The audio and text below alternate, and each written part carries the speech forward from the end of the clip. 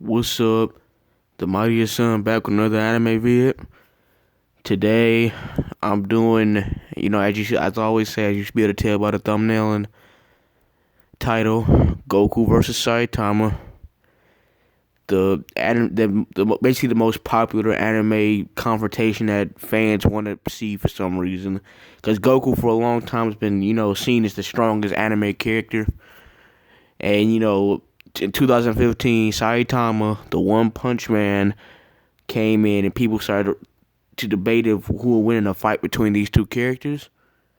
The one is just I'll get into it later, but so that's how it is. As such, this will be a Dragon Ball and One Punch Man discussion, and I'll be using feats, the story of both series, scaling, all of these things, power scaling each of the characters, and in the format I will power scale both of the characters individually, and then compare them in the end, and come up with what I believe to be the conclusion, the decisive, definitive conclusion. I'll use every statements. I'll use everything that they have shown, been said, and I'll just use everything I know to my fullest extent to determine who will win in this fight. This is a discussion. Let's get into it. So first, I'm gonna start with Saitama. I'm gonna break him down real quick. Here we go. So as you should know, if you're a One Punch Man fan, the most famous thing in the series, Boros, during his fight with Boros at the end of season 1, Boros stated that his full power collapsing star roaring cannon blast was powerful enough to destroy the planet. And Saitama with his serious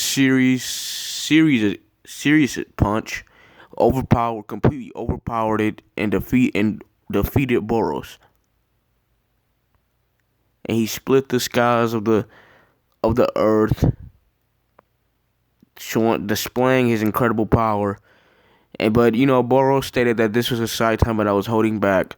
So Saitama was still holding back significantly against Boros, as stated by himself, and as by the narrative of the One Punch Man story. In his fight with Speedo Sound Sonic, he was able to create like an endless amount of after images, showing his speed is also incredibly great. He created many after images, and that's high speed feat, if you ask me. And he was holding back a lot. Like I'd say probably using less than 1% because he was fighting Sonic, who was only like a demon level threat in the One Punch Man world at that time. But I'll get into what those are later. And just another speed thing. In his fight against Boros, he was able to completely blitz and just destroy him, like with multiple normal consecutive punches. And you get to see how fast he's punching, showing his combat speed is also incredibly great. And he was able to turn Boros into literal mush. Like he punched him into a bloody mist, basically. And Boros was only able to reform due to his regeneration. So he basically killed Boros twice. But he somehow regenerated enough time from a bloody mist. Like seriously, his regeneration is hacks. Saitama was also powerful enough to jump off the moon. His jumping power is incredible. He jumped off the moon, and he landed on Earth in like a couple of seconds. It was like pretty fast. He jumped off the moon and landed on Earth like a couple of seconds, proving that he can like jump at incredible speeds and range and height, basically. And he was in outer space. Saitama also has great durability. He was able to take multiple attacks from Boros and punches. And as I stated, Boros has like maximum power attack is like planetary, but Boros' punches is probably like multi-city level. As you've seen, the spaceship of the Boros' spaceship, because Boros is an alien, was only it's the size of multiple cities, and Boros' punches was like destroying his ships. Like, his punches like multi-city level. Saitama is just tanking him.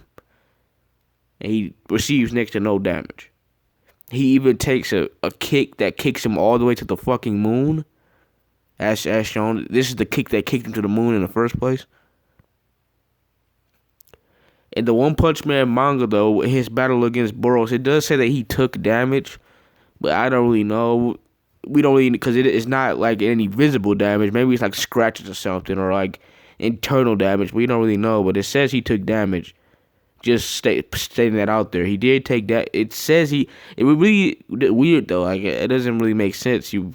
But going forward. Next to his battle against Garou, and if you this has not occurred in the anime yet. This is a web comic and manga. So if you don't want to get spoiled, probably skip like 5 or so minutes ahead. But in his battle against Garou, Monster Hero, Awakened Garou, whatever you want to call him, Garou actually pushed Saitama somewhat. Garou was strong enough to actually dodge Saitama's punches and counterattack. He was actually dodging and counterattacking because Garou is a master martial artist and he knows how to fight. Unlike Boros, who's just throwing his power around. And Garou has like the most hacks martial arts type of fighting style and anything I've ever seen, to be honest. God Slayer instant attack, or like Monster Calamity God Slayer fist, which is like a combination of 10 or so martial arts. Cause like it's a combination of all the martial arts he's ever seen in his life, which is like 10 plus probably. You can see that little list under there. Like, he's seen all those. He just combined all of them at super speed and super power. It's ridiculous. And with his God Slayer instant attack, he could keep up with a two-handed normal consecutive punches from Saitama, while Boros only got blitzed by one. He used one-handed consecutive, while Saitama using two-handed consecutive normal punches, and Garou's keeping up in combat, proving that Garou is far faster than Boros. Like, it's not even a question. Saitama completely blitzed Boros, as Garou was hanging with speed and strength wise, is hanging with him. But then Saitama actually says enough is enough. He actually starts exerting more effort and is using serious moves. And he uses a super move series table flip, which basically he grabs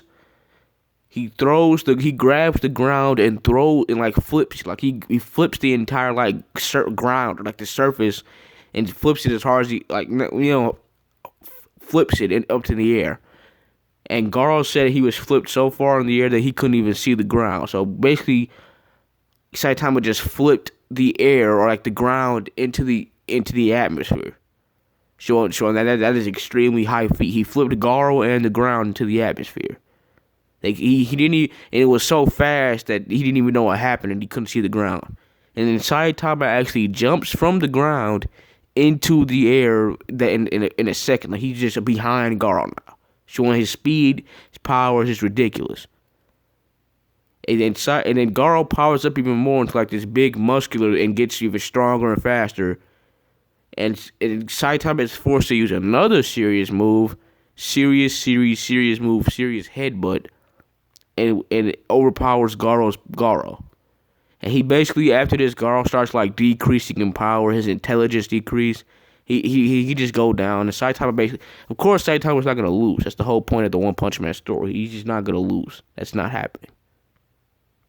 So as we all know, Saitama during the battle with Garou and Boros, I'd say, in my eyes, in my opinion, that he was using in between 20 to 30% of his full power, because we still haven't seen everything that Saitama can do. We still haven't seen his full maximum strength, and that's just how it is. The One Punch Man story so far, definitely less than 50% for sure.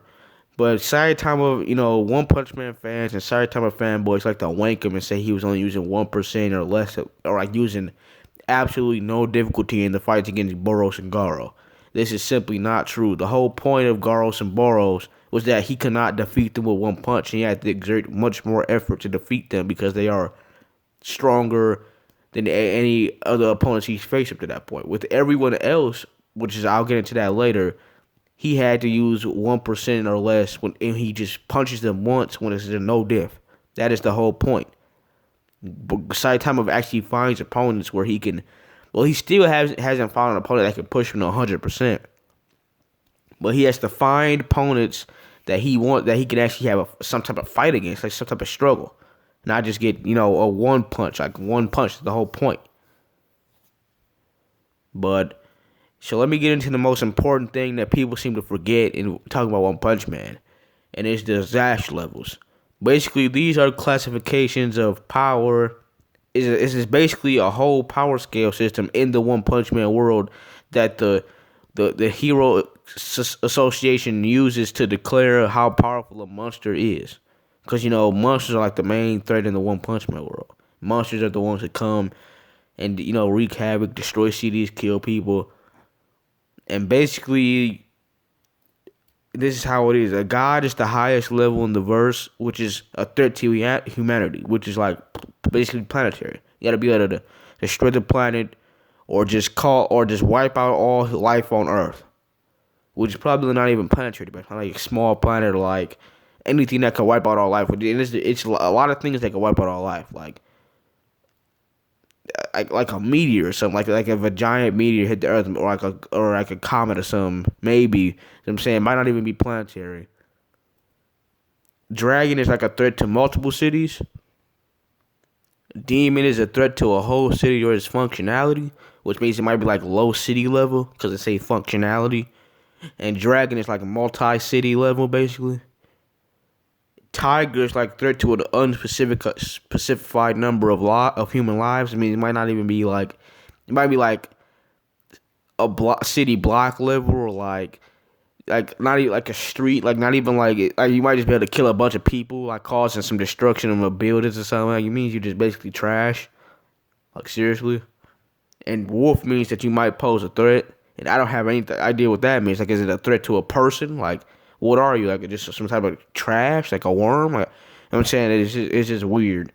And people seem to forget that most of the monsters are like demon and dragon level, like what are city level. But going forward, the only two god level threats that we have seen so far in the story, like definitively, I'll say definitively seen, because most casuals probably don't read the manga webcomic. I'm much further in the story than most people, I would say, because you've only seen season 1 and 2 of the anime, which only covers probably like the first 60 or so chapters, I believe, or 70 chapters. The manga is like a chapter 140, so I've seen twice as much content as you would have seen.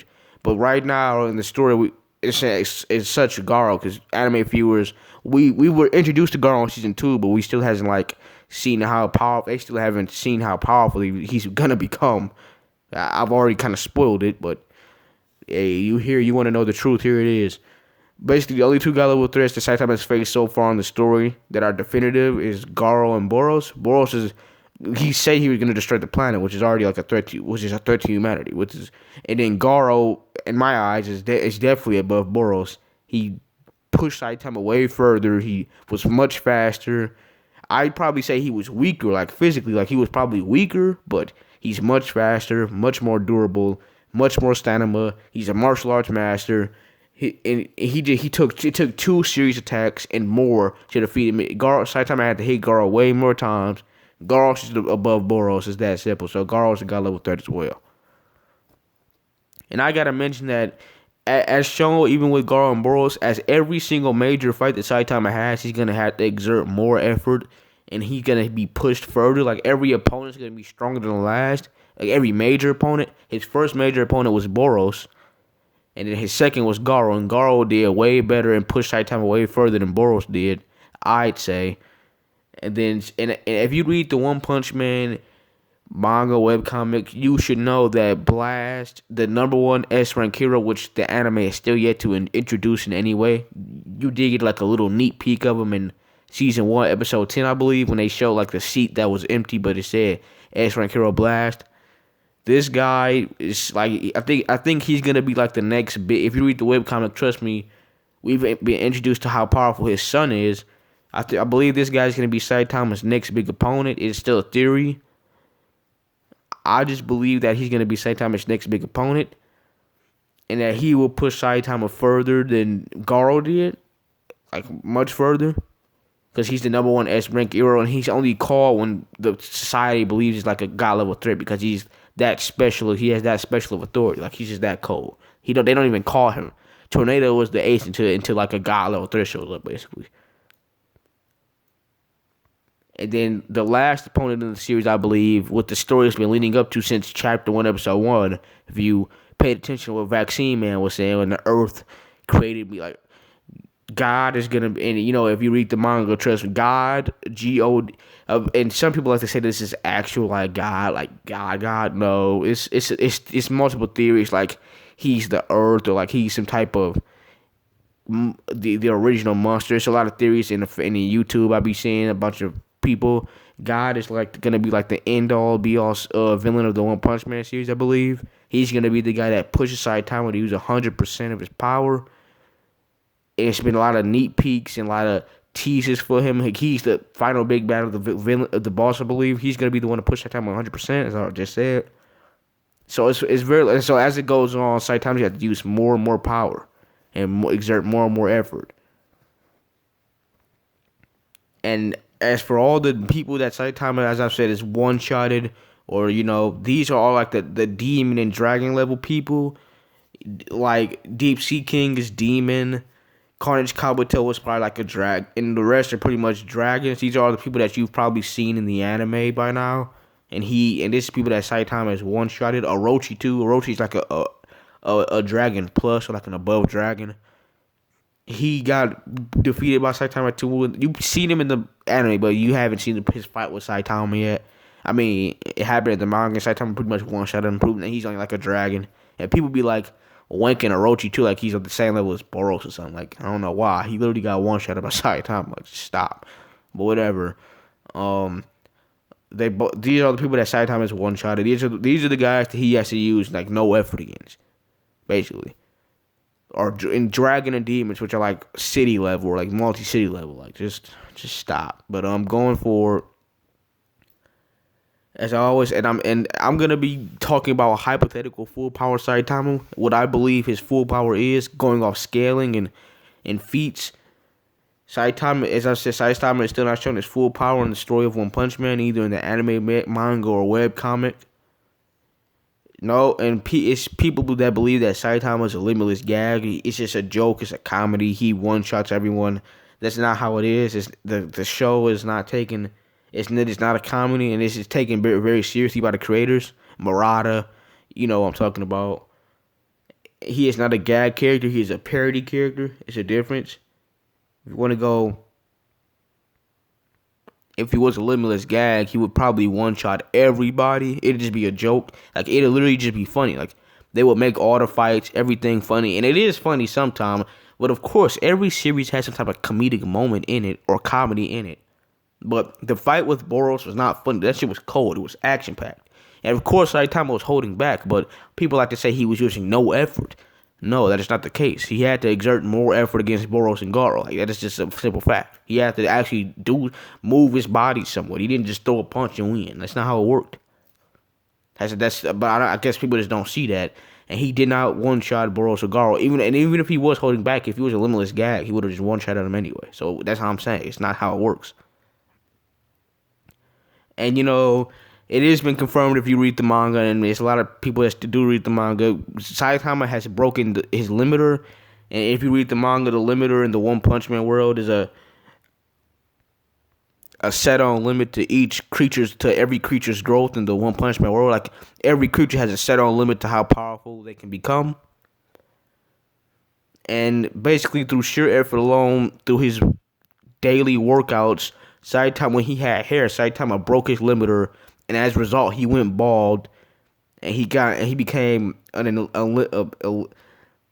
just basically the One Punch Man. He one-shots everyone he fights, or if he fights like someone that's worthy, like Boros, Garou, and etc., we'll see eventually he has to exert some type of effort against, and eventually the last opponent will have to push him to 100%, which I believe is going to be God.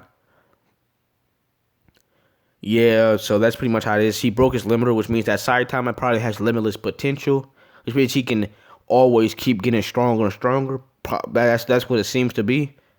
Like if he kept training, he can get much more and more powerful. Like he doesn't have a limit. Basically, he has limitless potential. And trust me, there's a difference. There's a clear difference between limitless potential and limitless power. Limitless potential means you can keep getting stronger.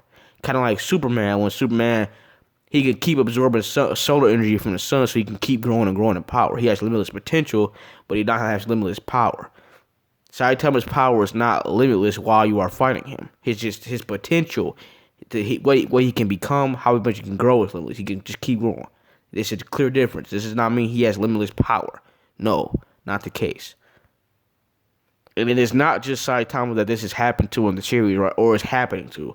It's been even stated by Garou that his limiter is starting to break. In Garou in the manga. So it's not just Saitama. This is a actually thing in the One Punch Man verse. Like it's not just him. No, he's not a limitless gag. He doesn't have limitless power. No, it's limitless potential. It's different. It's a difference. So all in my eyes, if I had to guess or calculate or scale 100% of Saitama's full powers, physicality, which we still haven't seen, I'll say, but if you scale upwards, think about it. He was holding back in his fights against Boros and Garou, and these guys were like planetary plus. Well, we don't know about Garou because Garou, his power isn't planetary, but like overall, like he's just his threat level is planetary basically. Boros, his power, his energy was gonna literally destroy the fucking planet, and Saitama's serious punch overpowered. So Saitama is like with that punch, he was probably like planet plus. Like he was powerful enough to overpower a planetary level attack and defeat the nigga he was fighting. I mean, he was like planetary plus, and he was holding back. So if you scale upwards, that means that Saitama, his full power should be like multi-planetary, or like he can destroy multiple planets, or like star level. Like maybe he can destroy like a sun, a star, or maybe he's even like solar system level. We don't know. I'm just scaling upwards. I'm highballing Saitama as much as I can because we've only seen his serious punch, planetary level attack. So he's probably like in his full power, like probably like star level, maybe he'll be like solar system at the end of the series. Maybe we'll see some crazy shit like there's like another world or something. And he just starts throwing serious consecutive punches. Maybe we'll see something like that. But until then, we don't really know. His speed is really unknown. Like we don't really know much about his speed. He was able to create after images, and he was able to keep up with Flashy Flash with no difficulty. And Flashy Flash, if you read the One Punch Man manga and anime, he's like one of the like top 5 fastest characters in the series. So he's extremely fast. I'd say that he's probably at his best fast in life because he was able to create after images. And if you don't know what after images like you can, it's like basically you're moving so fast it looks like it's multiple. Like you can see a bunch of the thing that you're looking at. Like if you know what fix, you know the after image is. Basically, he's moving so fast it looks like it's multiple versions of just you can see his image after he moved, like the image of him where he was basically. Like he just moving too fast. And Sonic, and he was just against to defeat Sonic though. And Sonic is in like a demon level threat. That's what I'm saying. This means that Saitama was in absolutely no effort, and he wasn't trying to kill him, which means Saitama was using absolutely zero effort. So it's possible that Saitama is massively faster than Light, and Light is like just way beyond Light. Possibly, we don't know. I'm saying we don't know about his speed. His durability is easily his best thing. He can just literally just sit there and just eat your punches like they're nothing. And these are like city level punches that he's taking from Boros and Garou. Like seriously. Easy. Like seriously, just eating city level punches like they're nothing. But that's one thing I gotta say though. Saitama didn't just take that fucking clap and start rolling kind of in the face. He actually threw a punch at that bitch. So we don't know. Like, is his durability? Could he have tanked that? Like, I don't know. I don't know. Of course, he wasn't gonna take the chance though because it was gonna destroy the planet. But I just like to clarify things. But moving forward, now I'm gonna get into Son Goku, my nigga. That was pretty much everything we have on Saitama so far because we don't really have that much because, come on, he's only really had 2 fights the whole series. Every other encounter's been a one shot. Like To like he's really only the main character of One Punch Man has only had like 2 fights. Like seriously, the rest have just been one shots. Like we don't really have that much to go off. To be honest, with Saitama One Punch Man, that's that simple. But let's go into Goku. So I guess I'll start with one of his most popular feats in Dragon Ball Super. Super Saiyan God Goku in his fight with Beerus with just punches alone when they were fighting in space created shockwaves and the energy spread across the entire universe and it threatened to turn the universe into nothingness. Basically, he was gonna destroy the entire universe with punches. And just in case you don't know, a universe in the Dragon Ball world is much bigger than our own. The mortal universe is basically what our universe is, like stars, planets, galaxies, solar systems.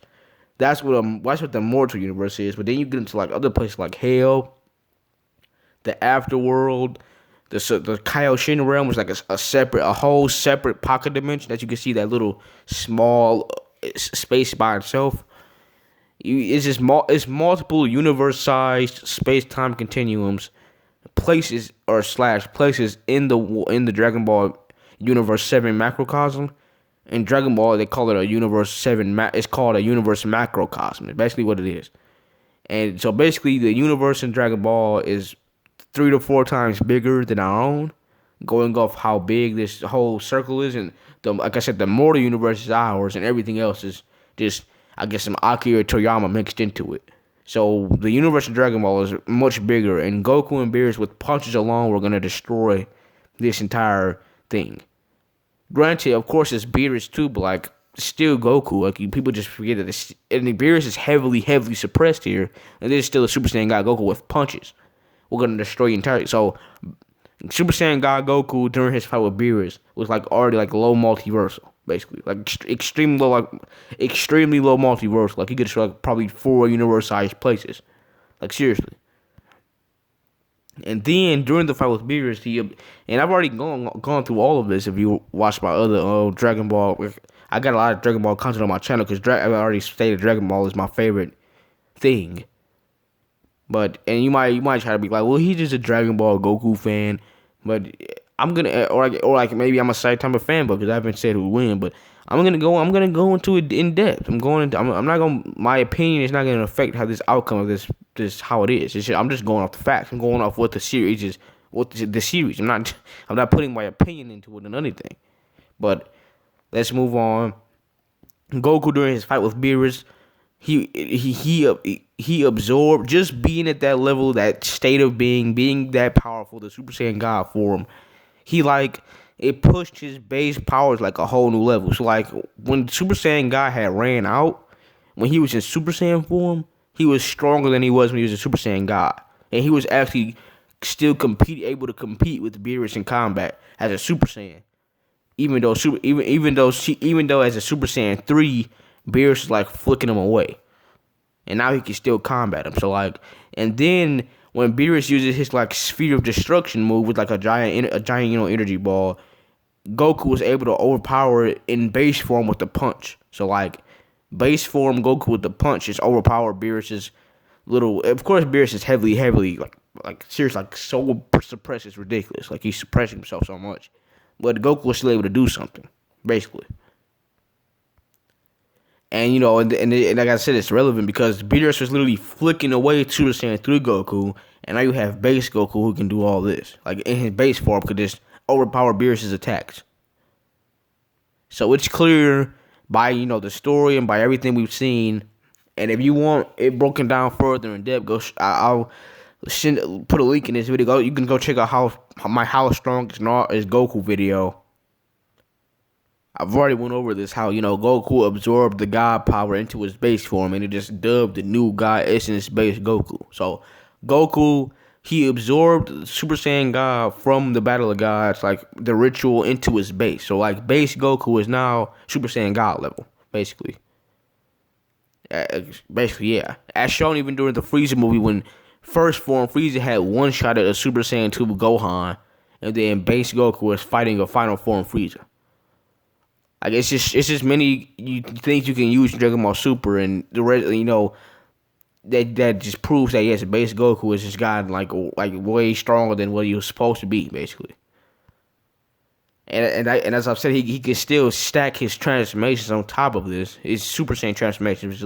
If you go off the original Daizenshuu, Super Saiyan 1 is 50 times base, Super Saiyan 2 is 100 times base, and Super Saiyan 3 is 400 times base. Because, Super Saiyan 1 is 50 times, the Super Saiyan 2 is 2 times Super Saiyan 1, and Super Saiyan 3 is 4 times Super Saiyan 2, so that's how it goes, basically. You're going off the original Daizenshuu of Dragon Ball Z. That's how much more powerful the Super Saiyan transformations make him. And he was already low multiversal in base, basically. And this is just the beginning of Super. In base, he was already like low multiversal. Now he's like 400 times what he was already like, because the universe in Dragon Ball is like what 3 to 4 times bigger. So now he's like what he can just with punches alone he can destroy like what 800 universe-sized places. Like maybe maybe I'm doing the math wrong. I don't know. Like, seriously. I mean, like, just like 400 universe-sized places as a Super Saiyan 3 after that fight with Beerus. Like, I'm just saying. That's what it looked like. And then he can still use the Super Saiyan God transformation, though. Like, he absorbed the God power into his base, but he can still use the transformation. And the difference between Super Saiyan God and Super Saiyan 3 is, like, ridiculous. Like, do you remember when Goku was getting flicked away by Beerus as a Super Saiyan 3, then the Super Saiyan God can, like, literally swap hands with him? Of course, he's still suppressed, but still. Just saying. He's still heavily suppressed, yeah, but it's ridiculous. Like, Super Saiyan God had made Goku stronger than, like, a Super Saiyan 3 Vegito at that point in time, because Goku said that fusion to Vegito wouldn't have mattered. So, like, in base, Vegito was above Super Saiyan God. So, like, I mean, Super Saiyan 3, Goku. So, like, going off the original Daizenshuu. So, like, Super Saiyan God, this is like, it's not an official multiplier, but it's just way beyond. The difference is way bigger than, like, the Super Saiyan transformations. Trust me. And then you can use Super Saiyan Blue, which as you should know is basically if you combine the Super Saiyan God transformation or the Super Saiyan God Ki, like God Ki, with the regular original Super Saiyan transformation. Hence the original name Super Saiyan God Super Saiyan. But that's what Super Saiyan Blue is. It's just when you combine those two forms of those two powers together, Super Saiyan God and the regular Super Saiyan. So as I already said, if you can see them in parentheses, the SSGSS is basically just Super Saiyan. It's literally Super Saiyan God Super Saiyan. That's literally what it is. That was the original name, but then they had to shorten it, so they called it Super Saiyan Blue. So that means that Super Saiyan Blue is at least 50 times greater than Super Saiyan God, if you're going off just the transformations alone. And then you got to count in that Goku can use Super Saiyan Blue plus Kaioken times 20. Kaioken's like, say times 20. So that means, because he can use Kaioken, so it's a 20 times increase in power off Super Saiyan Blue. And then you count in Ultra Instinct, and Ultra Instinct makes Goku far more powerful. Goku and Vegeta and Android 17 and Frieza was losing against a full power Jiren, and now Goku goes Ultra Instinct third trigger, and now he can fight Jiren. Like, Ultra Instinct is comparable to like a fusion tier difference in power, and Ultra Instinct isn't really a transformation though. It's a state of being, or like it's a god state. Basically, like it's like when you don't have to think to combat it. It does make you more powerful, don't get me wrong, but like he doesn't have to like think. He can like instinctually dodge and fight and combat. He doesn't have to think, basically. He's just overpowered. And and Ultra Instinct makes Goku just dumb. Like, seriously, and he gets so much more powerful, it's ridiculous. And he just I don't even have to go over this. And these are just transformations alone. Like, these are just transformations. You gotta remember that. And also another feat. When Goku first went Ultra Instinct Omen, when like the first time when he was first triggered it after he got hit by his own Spirit Bomb, he shook an infinite world of void, which is the world of void is shaking, which is infinite nothingness. He shook nothing. He shook infinite nothing. Like, it's ridiculous. It's his power is just dumb. It's stupid. It doesn't make any sense. It's like scientifically. And that's the thing I gotta say. But that was his transformations alone. Everything I just did. Like that was the transformations. That wasn't. You gotta take into account that Saiyans become more powerful after every fight. Like just physically after every fight, Saiyans become stronger due to Zenkai boost. This was something done back all the way back in Dragon Ball Z, when after every time a Saiyan got their ass beat, or during the fight, they just became stronger. Like during the fight, they become stronger, or after the fight, after they lose, after they get significantly injured, they become stronger. This is just relevant throughout the whole series. And then you gotta remember how many times Goku and Vegeta trained in Dragon Ball Super. Like they was training with Whis. They trained multiple times in Hyperbolic Time Chamber. They just got more powerful as the series in Dragon Ball Super went on. Like blatantly. Like you can't just take into account the transformations. They got stronger at every single episode. And people don't realize it's like, I'm not even joking. They were either training, fighting, or doing something that they got stronger every single episode. Like I've been saying that forever. Like seriously, like almost every episode. Like maybe every 5 episodes. Maybe it was like some type of filler or some shit. Who knows?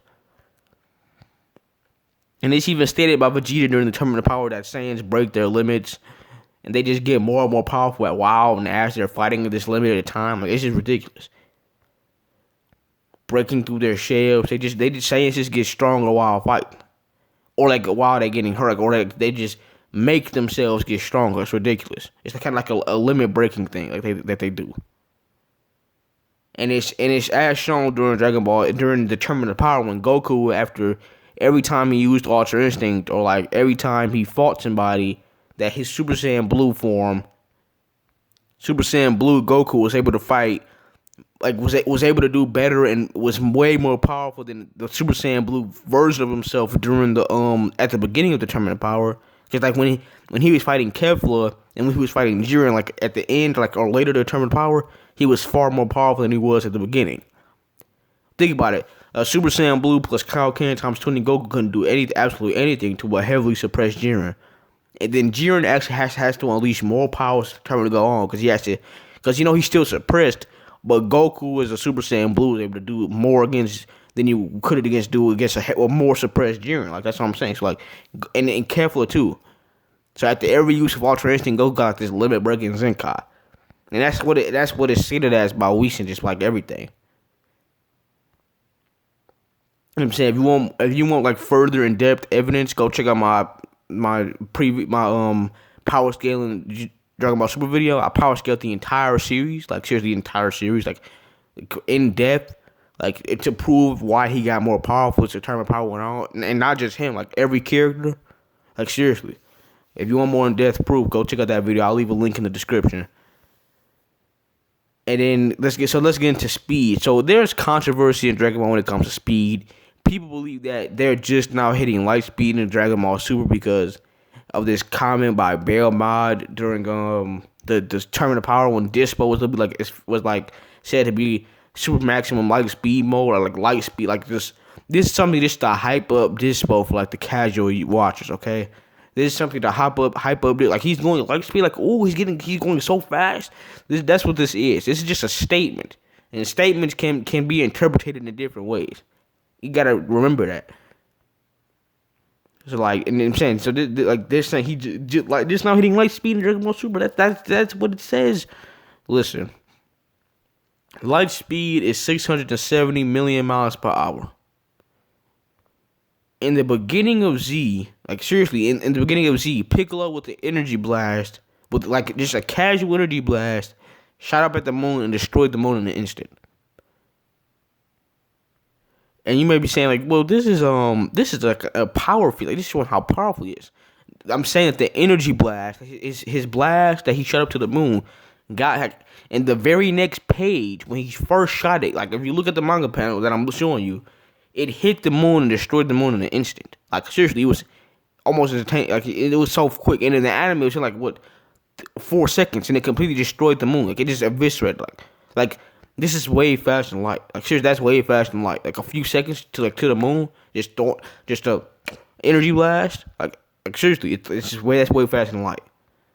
And then even during the dynamic saga, remember when Goku had just came from that healing chamber after he got his ass beat from the Ginyu Force? He had to go to the battle with Frieza, Vegeta, Piccolo, Gohan, and Krillin. And it's stated clearly that Planet Namek is much bigger than Planet Earth, by the way. And it's stated, if you go back and watch the Namek arc or read the Namek arc, whatever you do, that they were on the other side of the planet fighting with like Frieza, Gohan, Piccolo, and Vegeta. They were on the other side, the whole other side of the planet, while Goku was at Frieza's spaceship. You gotta remember that. And Goku crossed that distance in an instant. He basically got out. He floated in the air and moved, and it showed in the anime like a few seconds, and then in the manga panel that he just flew there and he got there literally in an instant. Like he just appeared behind them, like seriously, and you could see it. I'm showing you the thing they do when they move, like the whole team, like when they just basically teleport. Like seriously, he just got there, and this is before he learned instant transmission. This isn't instant transmission. This is speed. He literally just got there. This is much faster than light. And even during like when Majin Buu, like when Kid Buu was going around destroying galaxies, he was destroying galaxies in a matter of a couple years. That's massively fast. Like he's going across small, like hundreds of solar systems and across a couple of years. Do you know how big space is? Like seriously, that's massive like speed, easy. Like way faster than light speed. And you're saying, well, he's destroying. No, he's moving from planet to planet, destroying hundreds of planets and solar systems. He's moving. He's flying around. And even if this takes place like 10 years, this is still massively faster than light. Seriously. Do you know what light years is? Like this is just massively faster than light. All right? It's that simple. And you can see his energy throughout an entire damn galaxy. Like you can see his energy. The power, like he's flying around a galaxy in a matter of a couple of years, just destroying it. Like, are you serious? Like, you know how fast that is? And even during Dragon Ball Super, when the shockwave that Beerus and Goku were creating, like with their power, like when they were gonna destroy the universe, the shockwave itself was going across the entire vacuum of space. And as I said, the universe in Dragon Ball is way bigger than ours. Like seriously, it's like 4 times bigger.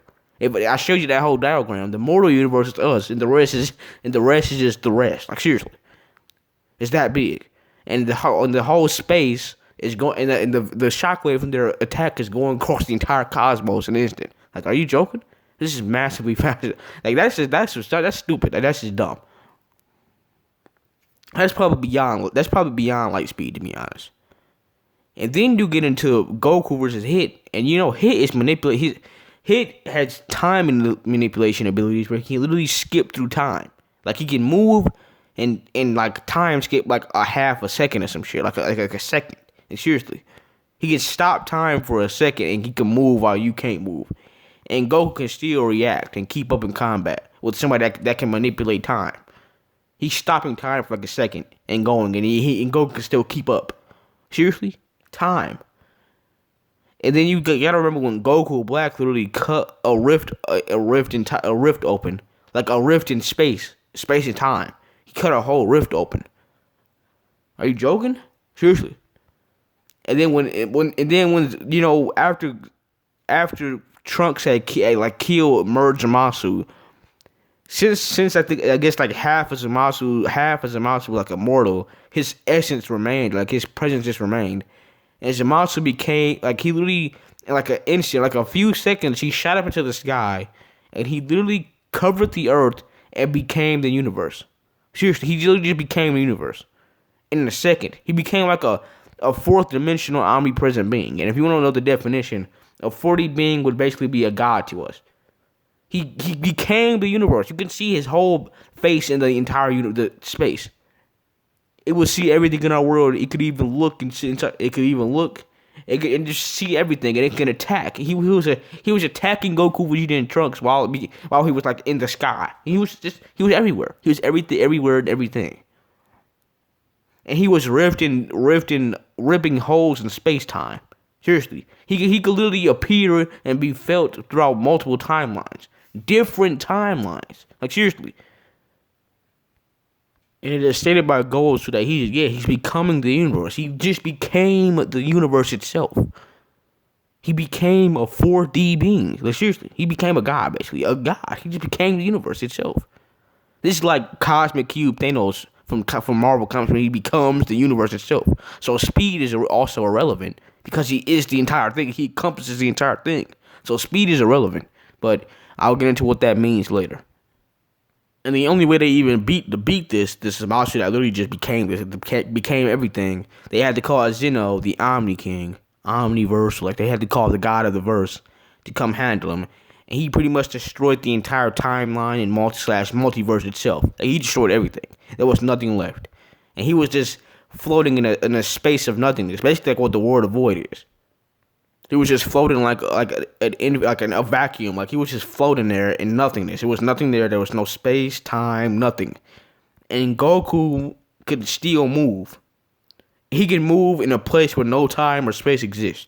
He could go up there and get Zeno and tell him to come on, because he was in a place like there was nothing there. Even in the panel, it's blank. There's nothing there. He's in a space of nothingness. No time, no space. No anything, no planets, no space, like just no space. Space in general, like there's nothing there. And Goku can move in a place where no space or time exists. Do you know what that is? Do you know what that means? I'll get into that later. And then even Hit. When Hit uses because remember Hit uses like this different move during the Tournament of Power and during his little mini assassination on Goku. Have you seen that? He moves to a different space. Like he leaves a phantom of himself in the real world. He goes to a different space of all the time that he has stored up through every use of his time skip. Because when he uses time skip, he can store that time that he has skipped into like a separate space of his he got his own pocket dimension, I guess, his own space, and he can move and go into that space at will and relieve a phantom of himself. And Jiren with a punch can break that space. He could just crack it. He'll just break it. Even Chapter saying, how can his attacks be detected and not work when he's in another space? He's in another space. Do you know what that means? And even Jiren, when Jiren is literally trapped in time because Hit had trapped him in a time cage. He was basically trapped. He was in a cage of time itself. This is time itself. He's trapped. And then Hit flies at him with like this time little energy ball, like Rasengan, seriously, just with an energy ball of time. Time itself. This is time. He's trapped him in time. And Jiren crushes it and calls it rubbish. He calls time rubbish. Let that sit for a second. And Vado says that this means Jiren possesses power that transcends time itself. Are you joking? It transcends time itself. And then Supreme God says, are you telling me that even time itself has no meaning against Jiren's strength? Means nothing? Yes. Time itself. Like, this isn't just like Hit's key. It's Hit's power. Like, so it isn't time itself. It's like he's overpowering Hit's key and energy output. No, they're saying time. They're not saying Hit. They're saying time. Like, because Hit's power is the manipulation of time. Even if it's Hit's power, key, whatever, it's still time. You gotta remember that. It's still time. You can't just say it's not time. You can't just say it's Hit's power. No, it's time. He's manipulating time. That's how it works. He's manipulating time and space. And Topo when Topo became a god of destruction, and he put on the god of destruction form or key, whatever you want to say, and he used the Kai move against Frieza, he warped and changed the whole infinite world of void. Like, he changed the color and shit and warped it. It seemed like he just pulled some 40 levels of power, because the infinite world of void is an infinite world of nothingness, and he changed its color. And after he does so, you can see like stars and little particles and like little lights around after he changes the world of void. Like, it's ridiculous. His power is ridiculous. And then even during like the Broly movie, Super Saiyan Gogeta and Super Saiyan Broly, which I would say that MUI Goku, Ultra Instinct Goku is definitely stronger than.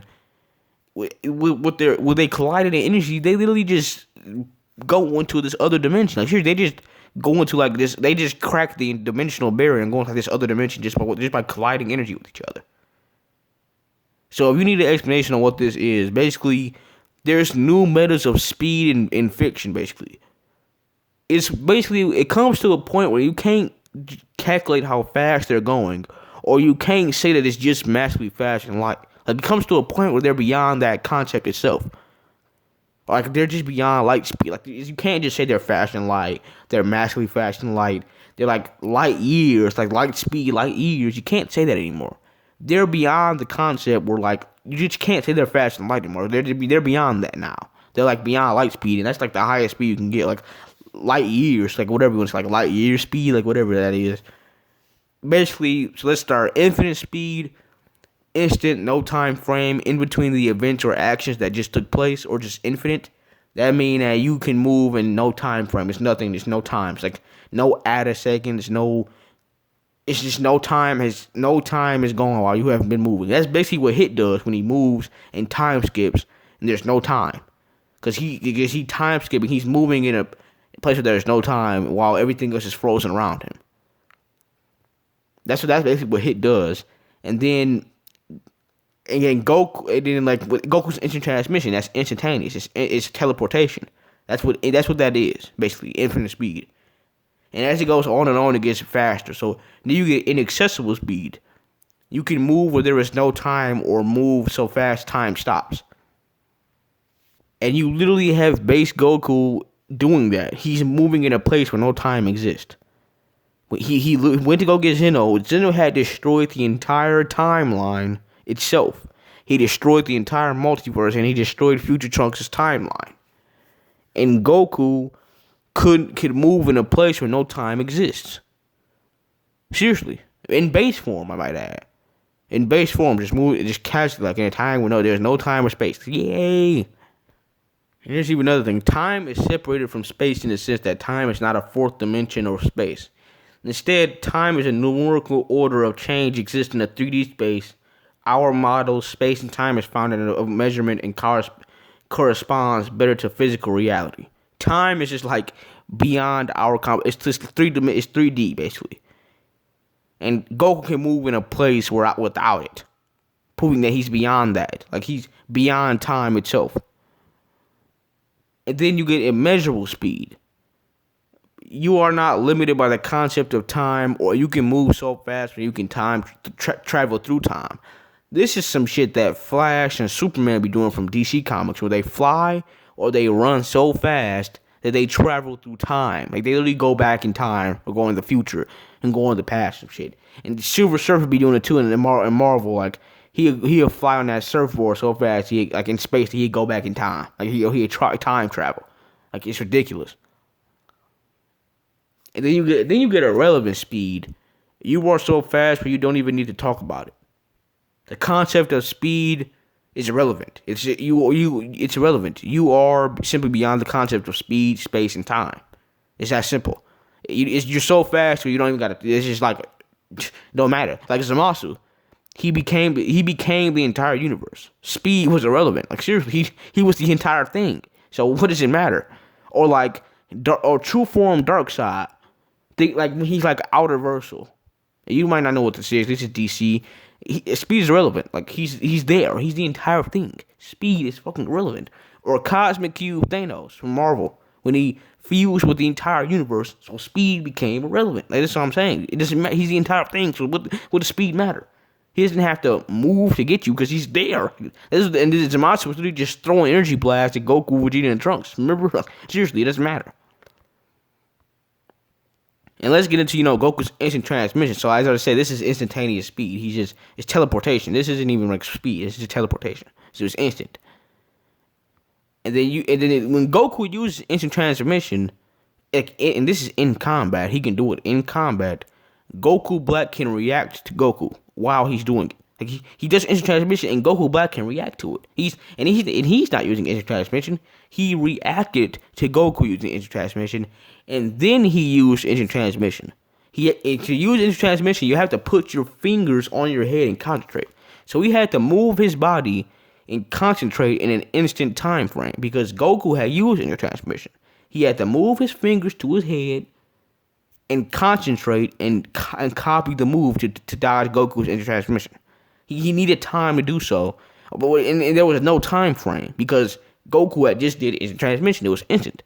He teleported behind him, and Goku Black reacted. He was reacting to the instantaneous speeds, and then he counterattacked. So Goku Black and Goku, like Super Saiyan God Goku probably after the turn power probably defeat Goku Black. Like it's not even like Super Saiyan like base Goku might beat Goku Black to be honest. Like it's not even joking. Like you gotta remember how much stronger Goku has get through every single episode and arc of the series.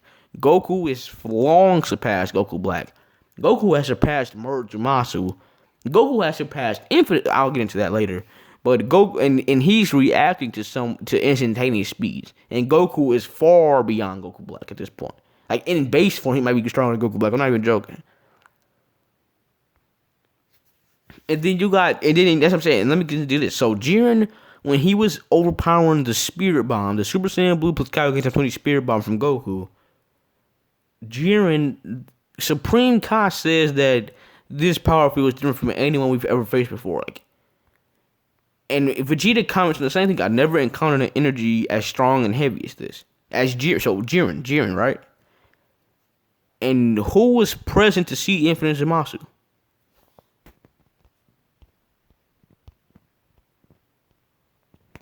He was there. He was there. He was there. Like no cap, he was there. He saw when Zamasu became a 4D infinite universal sized thing. He just saw it. He saw it. And he's saying that Jiren is beyond anyone we've ever faced. And he was there to witness it for the Zamasu. And Vegeta said the exact same thing. So a heavily suppressed Jiren is already above Infinite Zamasu. Proving my point on how Goku, because Goku, as an Ultra Instinct, beat a limit breaker Jiren, and how Super Saiyan Blue Goku, after the Tournament of Power, has surpassed the version of Jiren that overpowered his Spirit Bomb, because that Jiren was heavily suppressed, and as I've said, Goku gets so much more powerful as time goes on. It's ridiculous. And Ultra Instinct Goku can combat this person. Like he's fighting somebody who's above Infinite. He's fighting somebody who's above Infinite Zamasu. So Goku is I'm saying is like his speed and power is ridiculous. It's that simple. It's seriously that simple. So under the light of all this evidence and everything I've said up to this point, and as I always say, after multiple Zenkais and breaking the elements through multiple times to determine the power, through multiple fights, through multiple encounters, Goku and Vegeta surpassed Ultra Instinct and Goku. Like the first trigger, like when he first became Ultra Instinct. Like basically, I'm not talking about Ultra Instinct Omen in general. I'm talking about when he first became Ultra Instinct Goku, when he was first fighting Jiren, Goku and Vegeta surpassed, like in blue form, surpassed that version of UI Goku and Jiren. If you want more in depth like reasoning and like I'm literally gonna show you the how and why. If you want more of that, I'm not gonna show you that in this video. I'm gonna send you to I'm gonna put a link in my description and I'm gonna send you to that. It's over there. I'm gonna show you I'm gonna send a link to my Dragon Ball content and my One Punch Man content. So under the light of all this evidence, basically everything I just told you, Goku in Super, his power, attack potency, destructive capability is low to mid multiversal, has infinite / inaccessible speeds in combat, travel, and reaction. All of these is just infinite and inaccessible. Instant transmission is instant speed, instantaneous teleportation. Goku reaction and combat speed is easily infinite and inaccessible. He can react. Goku Black can react to Goku using instant transmission, which is instant. And then you got all these things where their attacks is just like creating shockwaves that go across the universe. Like, are you joking? Like seriously. And then you got Goku like it looks like he's teleporting, but he's moving across a large planet in like a second. Like, seriously, like a second. And then you got Kid Buu going around, and this is Kid Buu, by the way. Like base Goku will one shot Kid Buu in Super. I don't think anybody would disagree with that. Goku has gotten too much more powerful.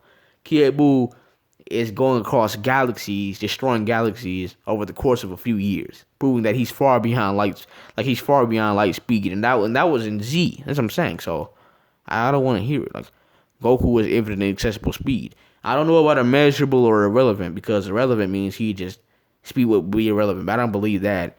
And in the immeasurable, that means he had to move so fast that he could travel through time. We haven't seen any.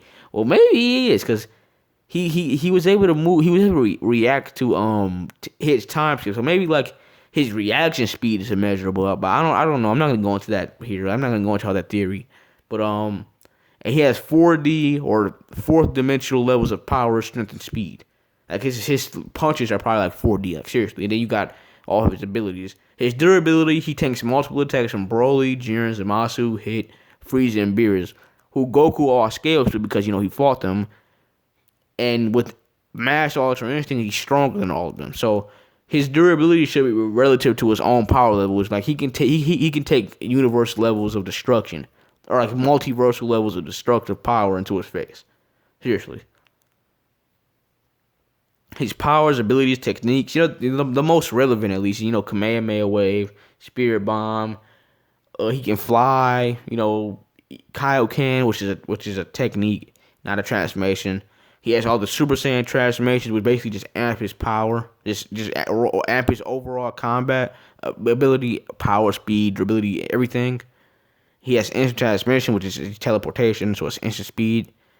He has God Ki or energy, so when he goes Super Saiyan God or Super Saiyan Blue, he's basically a god because like he has God powers. If you have the powers of a god, then you are a god. In my eyes, like seriously, I don't like they call Goku immortal, but he can go Super Saiyan God. Like he's a god. Like he has the power of a god, so he should just be a god. Like that's just how it is in my life. If you have the power of a god, then are you not a god yourself? Like that's how I see it. But then you have, and Ultra Instinct is also a technique. It's not really a transformation. And he has more stuff. I'm not gonna go into every little thing, every little detail. This video is probably gonna be like an hour or 30 minutes long. No cap. So let me get into comparison and decision. I'm gonna move this along really quickly because this video is only an hour long. So basically, just compare it real quick. Look at it. Look at the info and data I've shown so far. How do you think this is gonna go from here on out? Look. I'm not even gonna say anything. Just read it. I'm gonna give you like a good 30 seconds. Just read it.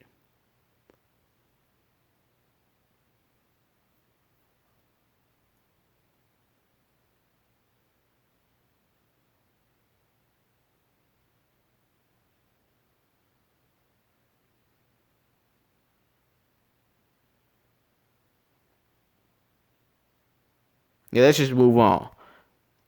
Like, and then, people like to say, like, let's be honest, literally, listen, let me just be honest real quick. Planetary in Dragon Ball, like, being planet level, being able to destroy a planet, being like Boros or a god or Blast in the One Punch Man world, being a god level threat is absolutely zero in Dragon Ball.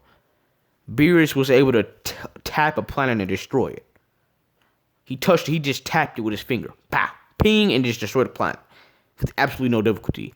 Frieza, and this is fucking Frieza. Frieza is super after he had got, cock slapped by Vegeta, he started getting all whiny.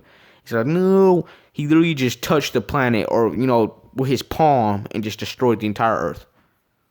Are you serious? So you're telling me that in Dragon Ball Super, with their punches, they can destroy universe-sized places or multiversal, and with touching the surface of a planet, tapping it can destroy it? Like, are you serious? Being planetary means absolutely zero in Dragon Ball.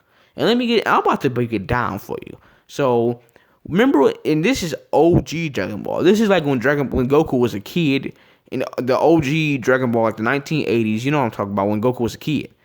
Master Roshi could destroy the moon with his maximum power Kamehameha Wave. Was already moon level. Let that sink into your head. Master Roshi was moon level. And then Master Roshi could really acknowledge that he could not defeat old King Piccolo. Old King Piccolo was far more powerful than Master Roshi. And Master Roshi tried to seal him inside with the Mafubai. He failed and he died. He literally died. And this is the same guy who just destroyed the moon with his maximum power Kamehameha Wave. Just stop, because Goku was a great ape. He had gone great ape. And he had to stop it. And then Piccolo becomes young again. He wishes for the Dragon Balls. He becomes young after his fight with Master Roshi, so he becomes even more powerful. King Piccolo, who's probably who was already more powerful than somebody who could destroy the moon. And then Kid Goku, this is when Goku had officially surpassed Master Roshi. Goku as a kid, it's like a little teenager, 13-year-old boy, defeated a young King Piccolo who was more powerful than somebody who could destroy the moon. Like his powers were far greater than that of Master Roshi. So he's probably like already like small planetoid level, like meteor, like large meteor level, like something like that. Like who knows? Like maybe no, because the moon, no. Like large moon, I guess, like a large moon, I guess, just a bigger moon. And then Goku trains with Kami and Piccolo. I mean, with Kami and Master Popo after that battle against King Piccolo. He goes to train with, he meets Kami and trains with him. Goku comes back 3 years later with another 3 years of training. And he from with Kami and Master Popo, and then Piccolo gets how with Piccolo threw like a hatchet, another egg, laid a hatch, and he became like the new reborn reincarnated Piccolo. Basically that's how it is. He's Piccolo reincarnated basically. He threw all his essence into his last little egg. So it was dubbed Piccolo Jr. in Dragon Ball, but nowadays it's just Piccolo. Like, come on, it's just how it is. And Goku can defeat this far more powerful reincarnated King Piccolo. And Goku has had an extra 3 years of training. And Goku can defeat somebody who's far powerful than King Piccolo, which is Piccolo Jr. Piccolo. And then during Dragon Ball, and then another 5 years pass, Dragon Ball Z, 5 years later, Goku and Piccolo have to team up against Raditz, and Raditz is dicking around with both of them. He's just beating their asses, no difficulty.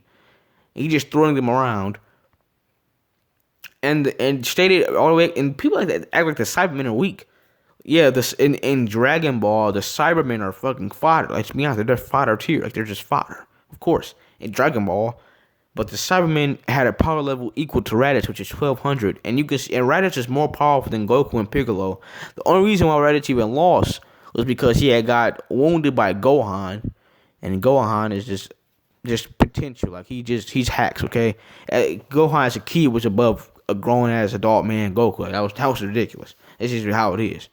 Because it's like a 25-year-old, like a 23 or 23 years old Goku or something like that. That's what I think. Somewhere around that. And as a kid, he heavily damaged Raditz. And then Goku, was grabbing Raditz's tail and shit. So they was basically just cheating to win. Basically, it was using outside assistance and grabbing his tail, which is a weakness. But, that was how it was at the beginning.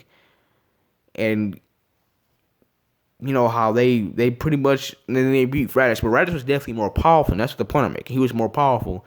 And the Cybermen are equal to Raditz.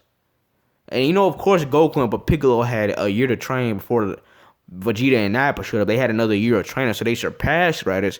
But I'm saying, at that point in time, this Goku and Piccolo, who were like far above Master Roshi, as I've been saying, who was already like moon level, is getting slapped around by Raditz, who was equal to a Cyberman. And then you have Piccolo like right after that battle, because when Great Ape Gohan, as I already said earlier in this video. When Great Ape Gohan went to the Great Ape, he literally just with the casual, like this was just casual. Like this wasn't no full power or like Master Roshi. Master Roshi had to use maximum power or Kamehameha. But Piccolo just with the casual energy blast, just completely eviscerates the moon. Like the casually, like just beam. He just started and pow. This isn't the special beam cannon. This isn't full power. Explosive way. This is none of that. He just throws that casual energy blast and destroys the moon. Read that and shit. Look what I'm showing you. The One Punch Man world, Raditz and the Cybermen and Goku and Piccolo in the beginning of Z would be considered god level threats. This isn't even a joke. If Master Roshi could destroy the moon, and then you have these guys who would one-shot Master Roshi probably. Like, seriously, I'm not even joking. Like, well, maybe not one-shot. Well, Raditz and Cybermen, definitely, but I don't know about Goku and Piccolo. They would probably win one-shot, but they literally just throw Master Roshi around. And Master Roshi's moon level. As shown, he destroyed the moon with his maximum power. And these guys are shitting on people who are far above Master Roshi, Raditz, and Raditz. And the Cybermen are equal to Raditz in power. They would be considered god level threats. And then you have a kid Vegeta as a child, just throwing around like 6 Cybermen at once. And you have even Krillin just destroying multiple Cybermen with absolutely zero difficulty. When he got enraged from Yamcha's death, he just threw an energy blast and killed like 8 or 9 of them. Like, I don't understand. People don't understand. Like, seriously, he just killed like a bunch of Cybermen with an energy blast, and these Cybermen would be considered god level threats. He did one shot. They're doing this. They're doing this Saitama. What Saitama did to Boros. They're one-shotting Cybermen who are like god level threats. I just broke it all down. If you don't believe they're god level threats, then I don't know what to say. And then even King Vegeta, by that, when he was like, when the planet, the sands were still around, with the casual wave of his hand, just destroyed 3 planets at once. Seriously, 3. Just throw his hand up and 3 planets go bye-bye. Are you joking? And then this King Vegeta gets one-shotted by a first form Frieza. Seriously, the King Vegeta that just waved his hand and destroyed 3 planets just got one-shotted by first form Frieza. At the beginning of the story, I'm at. This isn't first form Frieza and Super. This is first form Frieza at the beginning of the series. And I'm saying, like base Vegeta during the Namek arc was above first form Frieza. After his Zenkai boost against Raccoon and Jace. After the Ginyu Force was above first form Frieza. Base Vegeta during the Namek arc. Are you serious? And then Frieza with the casual finger supernova attack with this massive energy ball destroys the planet Vegeta. Completely eviscerates it. And planet Vegeta has 10 times, it was confirmed by Nappa and Vegeta to have 10 times more mass and gravitational force than that of Earth. Than that of planet Earth. And Frieza just destroyed this with a finger. And he had to overpower, Bardock's little attack too. To do it, which just got completely just absorbed by it. Like, it was just nothing. It was nothing. Like, so first form Frieza at the beginning of the story was probably like star level. Like, seriously, he's one-shotting someone who could destroy multiple planets with the wave of his hand. He's with a finger destroying a planet that's 10 times Earth, the size of that of Earth, with a finger. So he's at least star level. And then you got Sail later in Z. It was confirmed to be a solar system bust. He says he has enough power when he comes back from Super Perfect Sail when he fought had that little key clash against Gohan. He had enough power to destroy the solar system. Which and going off our own solar system, if you know what a solar system is, like if you went to school as a kid, that's at least like a dozen planets, dozens of moons. And at least one star, and he's destroying all of it with the Kamehameha wave. Super Perfect Sail. All of it's gone with the Kamehameha wave. And then Kid Buu, who is going around destroying multiple galaxies over the course of a couple of years.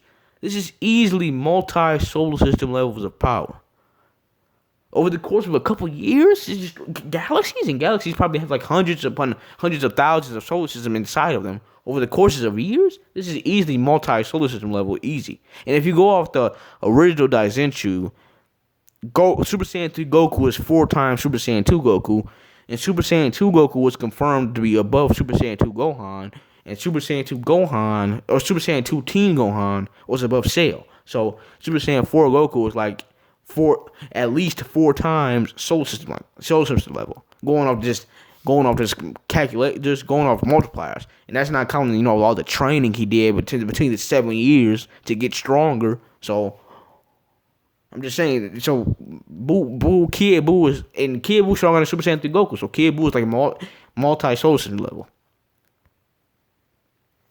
planet level, being planetary, being able to destroy a planet, being considered a god level threat in the One Punch Man world means absolutely nothing. Zero in Dragon Ball. They were planetary at the end of OGDB and the beginning of DBZ. Seriously. And in DBS, they can destroy planets by touching them. And theoretically, and you know what? And this is a highball because I don't believe that Saitama used 1% of his power when he was fighting Boros, but people say he do. A theoretical 1% Saitama punches and can overpower planetary level attacks, while these two are tapping planets. And this is, you know, they're not giving it all they got. No. So I'm saying that even if he used 1% when he did the series punch, I don't believe he did. But even if he did, that's still nothing. That's nothing. That's your 1% punch is not gonna equal out to a tap because it's not a tap. Seriously, it's not happening. And then Goku and Beerus' punches were going to destroy the entire universe into nothingness. And the shockwaves, planets and stars were imploding on each other. Like seriously.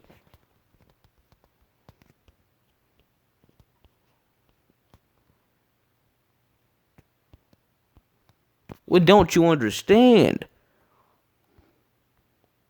And then, as I say, Goku got absorbed into his base form. And this is something that people need to understand this. A Saiyan in his base form can be more powerful than the Super Saiyan version of himself in the past, or more powerful than a Super Saiyan that he's fighting. The Super Saiyan transformations are only multipliers or multiplier overall power, which is, you know, speed, power, durability, ki, just overall strength. So if a Saiyan in his or her base form, going off the official multipliers from the Daizenshuu, is 50, 100, 400 times stronger than the other Saiyan's base form, then going Super Saiyan won't fucking matter. That's the point I'm making. So base Saiyans can be more powerful than Super Saiyans. As seen when base Goku was slapping around Caulifla with kicks. You just kicking Super Saiyan 2 Caulifla around. And Super Saiyan 2 is 100 times base. And base Goku is just kicking her around. And then you got Beerus flicking Super Saiyan 3 Goku, which is 400 times base. And then base Goku can like punch away Beerus' attack. So like base Goku after his fight with Beerus is above Super Saiyan 3 Goku during the Buu arc and during, you know, the beginning of the Battle of Gods arc. And then he trains more with Whis. And, you know, he absorbs the God power into his base, and he trains more with Whis. So base Goku during the Resurrection of F arc, when Frieza came back to life, was above Super Saiyan God Goku during the Battle of Gods arc. Because he had literally just absorbed that power into his base, and then he trained more with Whis. So he got stronger. So a base Saiyan can become more powerful than a Super Saiyan in the past. Or more powerful than a Super Saiyan version of himself in the past, basically. You gotta remember that multipliers, they're just multiplying your power. It's not like it's set on level. If your base form is irrelevant, then it doesn't matter. It doesn't matter if you transform, it's not gonna matter. Because your base form is literally, like if a human went Super Saiyan, they'd just be able to lift like 400 more pounds. Like, okay, like, I'm just saying, like, it doesn't mean you're gonna be able to destroy planets. Like, no. If we became a Super Saiyan, like, that's not how it works. Like, seriously. And then, you know, Saitama can create after images. He's so fast, and that was him holding back. Goku could do the same thing as a child in OGDB, Dragon Ball, OG Dragon Ball. Goku could create after images as well as a kid. Like, stop it, okay? Just stop. And Saitama broke his limiter. He has limitless potential. Saiyans have the same thing. It's been stated by multiple characters and multiple things that Saiyans have no limits. They have limitless potential. They can keep getting stronger and rise. And this is also, you know, what Goku's character and how inspiring the Dragon Ball story is. Because, you know, it shows that you can always another level you can reach. That's what the whole Dragon Ball inspiration thing kind of is. And then, so Saiyans have limitless potential because they can always keep getting stronger via training. They can train Zenkai boosts after every fight, as I've always say. breaking their limits during during their battles, like during the fight, during the entire tournament of power. They were just breaking their limits continuously. Vegeta, Goku, I did a whole in-depth video on that. And in Rage, because in Rage, Amps can get rage, angry, that can even trigger Super Saiyan transformation. So you can just get infinitely more. Saiyans can get infinitely more powerful. That's what I'm trying to say. They have limitless potential, limitless power. They don't have limitless power, but they have limitless potential. They can always keep getting stronger. And Saitama, let me just, I stated this back early in the video, but Saitama is not a limitless gag character. He is not. He is not a limitless gag. But you know what? Thumbs up. Saitama is a limitless gag. He one-shots everything. He one-shots all of fiction. He's a limitless gag. It's just comedic. It's funny, you know what I'm saying? Thumbs up. He is, yeah. He's a limitless gag. Careful, Raleigh. That stuff doesn't work on Beerus-sama. He'll destroy you. This absurd strength. Raleigh must be a gag comic character. She splits the earth. Careful. That stuff won't work on Beerus. Textbook examples or concrete definition of what a gag character or characters are, or what a comedy, animation, manga series is, whatever you want to say. Dr. Slump Arale, who was also created by Akira Toriyama. Dr. Slump is a Japanese manga series written and illustrated by Akira Toriyama.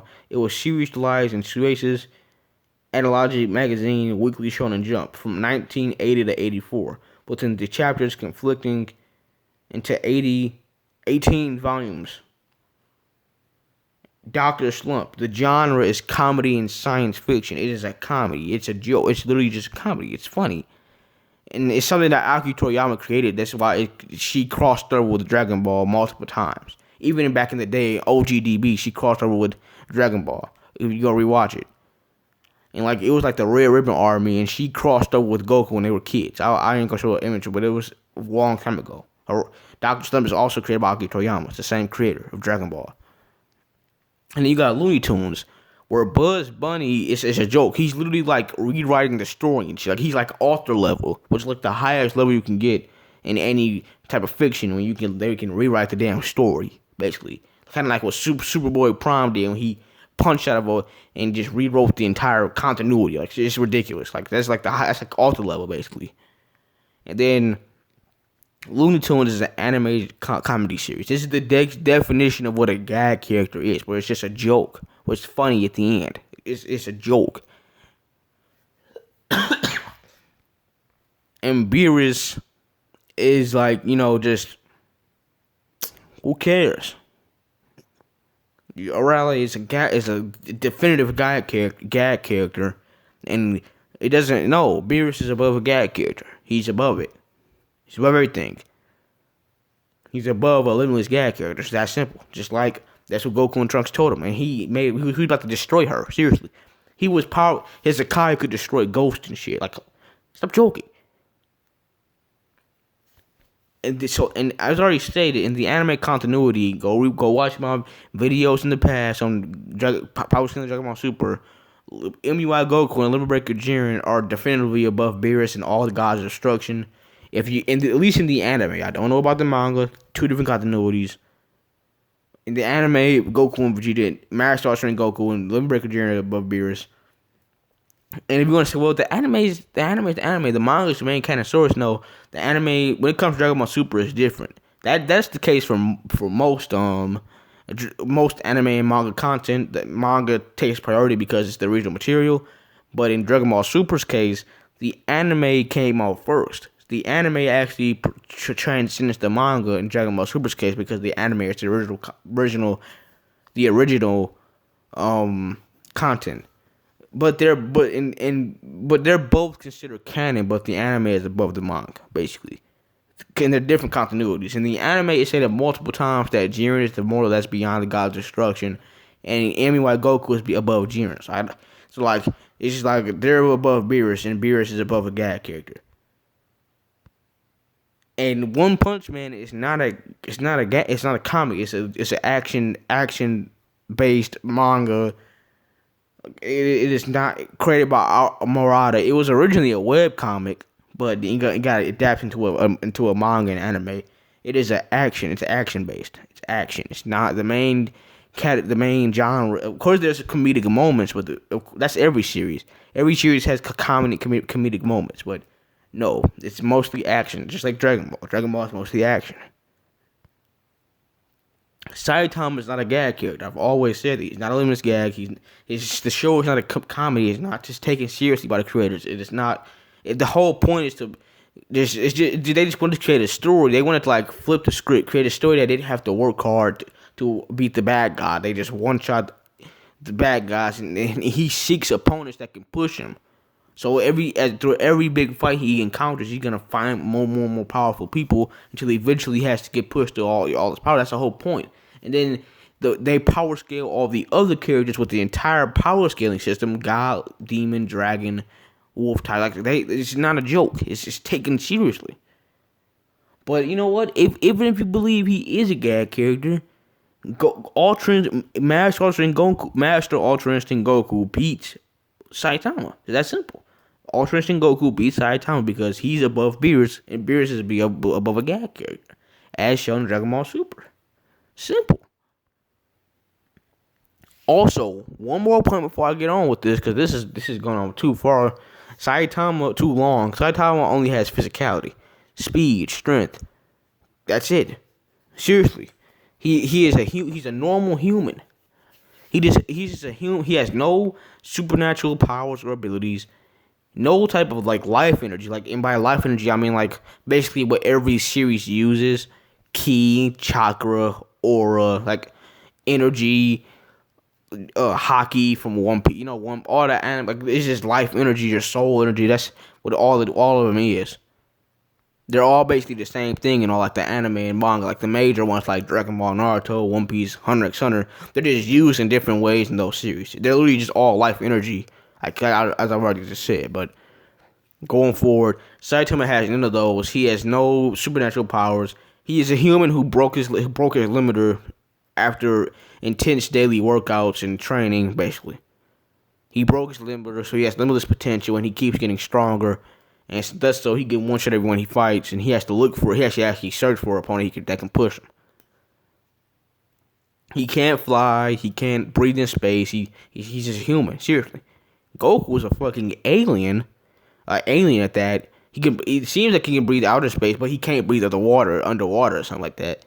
But him and Vegeta seems to be able to breathe outer space, or something like that. Like, Vegeta was flying around in space in DBZ, and you got Goku flying in space while fighting Goku, so it seems like they can fight in space. But I don't think Goku can breathe underwater though. I don't think that's how it works. But whatever, he's an alien. He has energy or ki, whatever you want to call it. He can manipulate this ki and energy to do a lot of shit. Like, I'm not gonna go over everything, but the most prevalent stuff, the most important is the Kamehameha Wave, Spirit Bomb, Instant Transmission. He can fly. Solar Flare. It's so much shit he can do, but I'm not gonna go into all of it. And the Ultra Instinct. The Ultra Instinct is not a transformation. It's an ability. It's a technique. It's a state. It's when you just instinctually you don't think, you dodge, and it does make you more powerful. It's an amp, yeah, but it's not a transformation. Kaioken is not a transformation either. It's a technique that amplifies all your power attributes. Kaioken is not a technique either. I mean, it's not a transformation. These are techniques. So, going forward, there's only 3 conclusions you can come to, or 3 answers you can say in a Goku versus Saitama fight if they actually crossed over and fought, based off the evidence at hand and the knowledge we know at the date of this video. Remember that this video is October 2020. So if you're watching this a year, or like if I ever blow up, because right now I don't have that many. If you're watching this like years later, if I blow up, because right now I only got 20 subscribers. But moving on. Basically, conclusion number 1: Master Ultra Goku beats limitless gag Saitama, because all people who believes that Saitama is a limitless gag who wants, even if he is, Master Ultra Goku beats him because MUI Goku is above Beerus, and Beerus is above every limitless gag, with a definitive one, which is a Raleigh.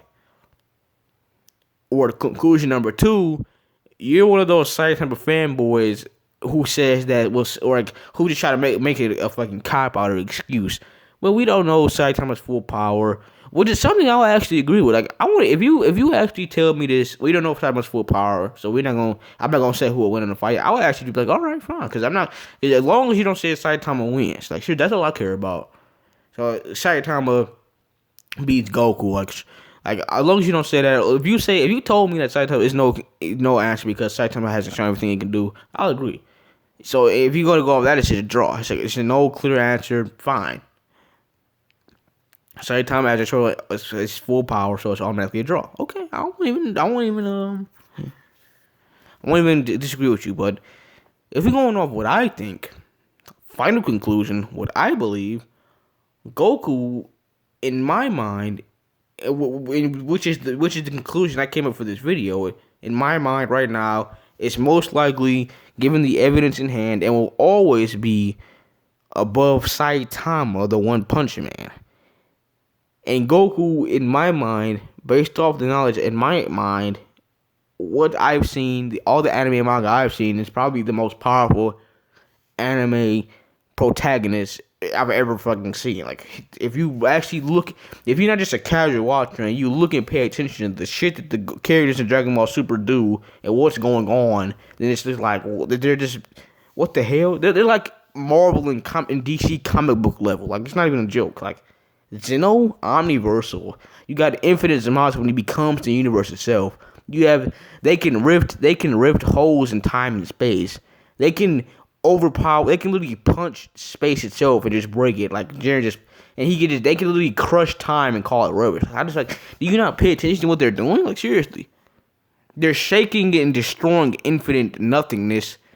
And Goku and Beerus are gonna destroy the entire damn universe. Like, people just forget that this shit happened. Like, I don't understand.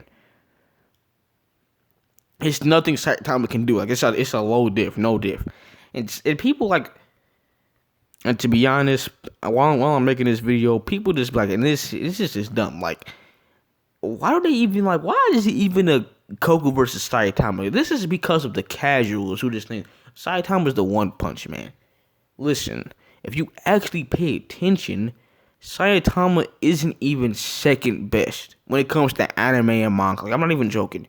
You still have Pegasus Seiya from Saint Seiya. You still have Sailor Moon from the Sailor Moon series. You still have the Gurren Lagann mech at the end of the series from Gurren Lagann. You still have Naruto Uzumaki, and actually did a video on that. Like, seriously. That was actually a competitive fight or a video that I thought that would be interesting because I thought that would be an actual fight. Not what a lot of people actually think that Saitama puts Goku 6 feet under. Like, I was on Instagram the other day. Like, oh my god, like, seriously?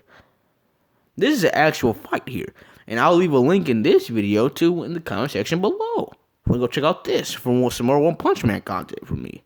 But Saitama isn't even second best. Seiya is low multiversal. Like, easy. Like, he get destroyed by like two or three, like when his battle against Apollo with the Ninth Sense, the God Cloth, he's low multiversal, like high universal. Sailor Moon is probably like just definitively universal level, universal plus, because the universe in her like show was like the same as ours basically. So like, she's like universal. Gurren Lagann was like as big as a galaxy at the end. Like, if you was watching the shit, like they were literally fighting on the galaxy. Like, it's not even funny. And you can see multiple galaxies around him. Like, he's like multi-galaxy level easy. And Naruto, I've already said this. I've done multiple videos on Naruto actually. So he's anywhere in between multi-planetary to solar system level, going off scaling from other characters such as Kaguya, Momoshiki, and he's literally fighting these people, so he automatically scales to them. Of course, he's not as strong, but he's at that level. Like, seriously, he's somewhat comparable because he can literally throw hands. So like, he's anywhere in between those levels, and that's actually where Saitama is. I'm saying, so I made a whole video. Like, seriously, that's actually a good fight because that makes sense. But people like this, like Saitama is like what fifth or sixth best. I know I say it's either fourth or fifth, but actually he's either, because I messed that up. He's either fifth or sixth. It's between him and Naruto. Cause if you can go watch that video, I'm not gonna spoil it here, but this video is already going on long enough. In conclusion, in my eyes, Goku wins. If you're a Dragon Ball One Punch Man fan, if you enjoy my content, then as I always say, please show love to a nigga that's struggling. Like the video, comment in the comment section. Comment down your thoughts in the comment section. What you think? How you watching it so far? Am I just a Dragon Ball fan who just thinks Goku beats everybody? Of course, there's many characters in fiction that will one shot Goku. Okay, there's characters that are just beyond everything that I've just said in this video. Like there's like seriously, it's characters out there that will. It's characters in fiction. Like you have the one above all in Marvel. You have the living tribunal. You have cosmic, like let me say this, cosmic armor Superman. Not regular Superman, but you have cosmic armor Superman. You have Thanos. You have so many characters that will defeat Goku. Like it's ridiculous. Like come on, no. Goku's not the strongest character in fiction, no, but he's definitely one-shotting Saitama. No difficulty, absolutely. So I've already said all that, and please subscribe to my please subscribe. Just hit if you watch the hour 30-minute video, come on, subscribe. Hit it. Might as well if you want me to keep making more. And then hit the notification bell to get all my videos as soon as they drop. You already know that. You already know how it goes. But that's pretty much it. Everything, an hour, 30-minute video. I went over everything. I ain't leaving none out. Like I really went over everything that I've ever thought about in the Goku versus Saitama fight and debate. Like this is the stuff I think when I hear a debate about this shit. Cause I'm like Goku just would one shot this nigga. But keep going. The mightiest son out. Peace. こっちも切り札を使うぜ。必殺マジシリーズ。マジ殴り。